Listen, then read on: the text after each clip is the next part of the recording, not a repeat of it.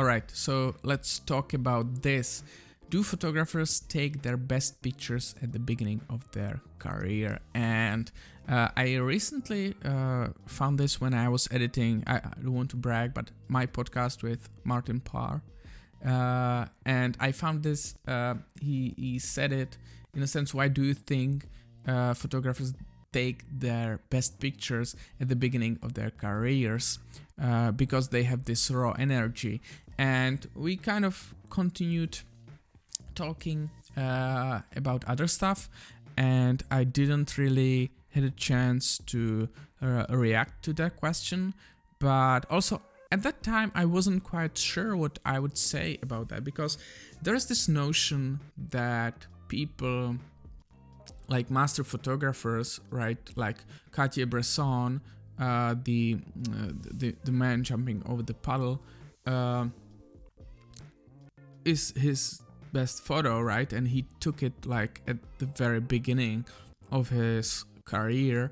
And then Martin Parr's, I think it's Last Resort or one of those, his first book is considered to be, and he even said it in an interview, that it's his work that he will probably, never produce anything better than this. And then you have other photographers like I don't know, maybe Robert Capa. We can't really tell because he died pretty young, but definitely other photographers who kind of point to their work at the beginning stage of their career and say like, hey, this is what I did, and it was my best work. And I have to disagree with Martin Parr on this one, because he said something like, it is because they have the raw energy when they're starting. And I think the problem is something, and bear with me until I get this explained, is that their best work is considered some of their great work, right? And basically, long story short, is I think it is considered, this notion exists here is because they did not reinvent themselves enough, right?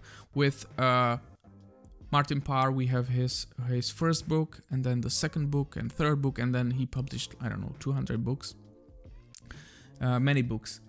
But when he first popped up with his style, it was something new, it was something fresh, and people were like, wow, this is really, new, and this is unique, original.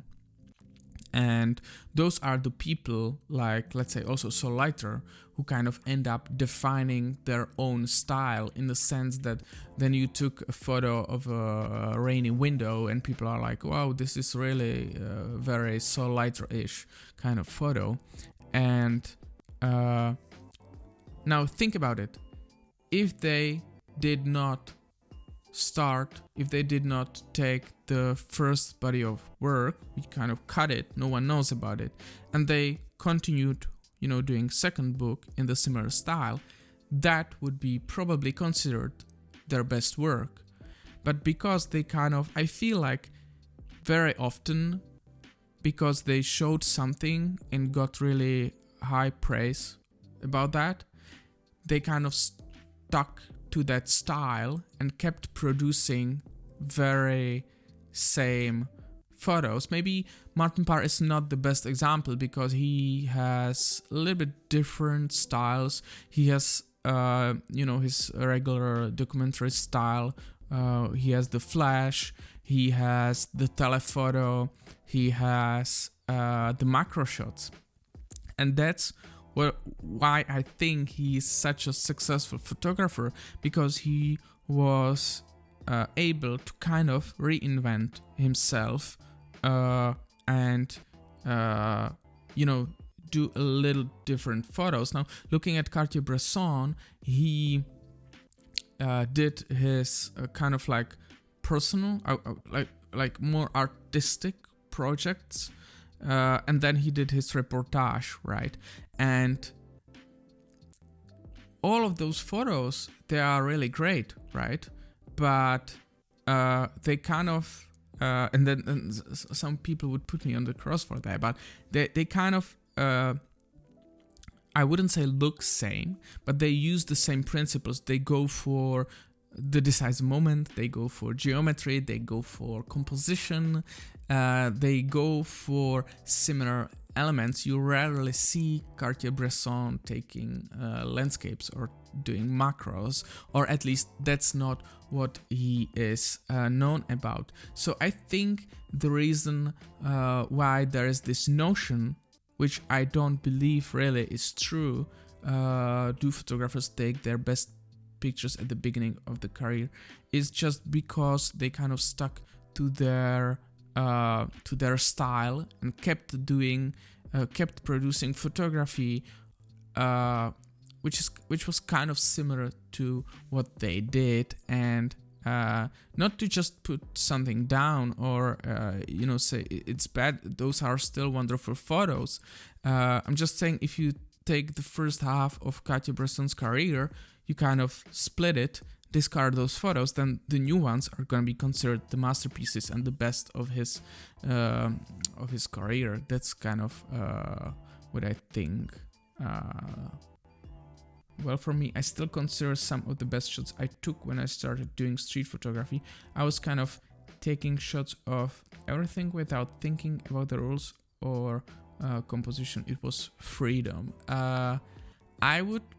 But I mean, like, you probably do agree that when you look at your older photos, or at least what I experience is that I look at my older photos and I think like, oh my god, this is such a trash, at the point that I thought, wow, those are wonderful photos. But now, as we getting better, or what I believe is what you experience as you get better, you kind of see those photos and you think, oh my god, I've got so much better in the meantime than, I don't know, 5 years ago, when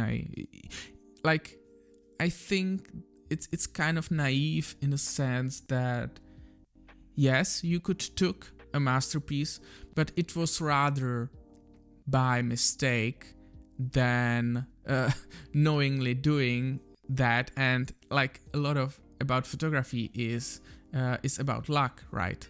I do agree about that, but still, knowing what you are doing is gonna get you more lucky, right? Kind of like you trying to catch the bus, but standing at the bus stop will give you more chances to catch one, right, than randomly walking around a city.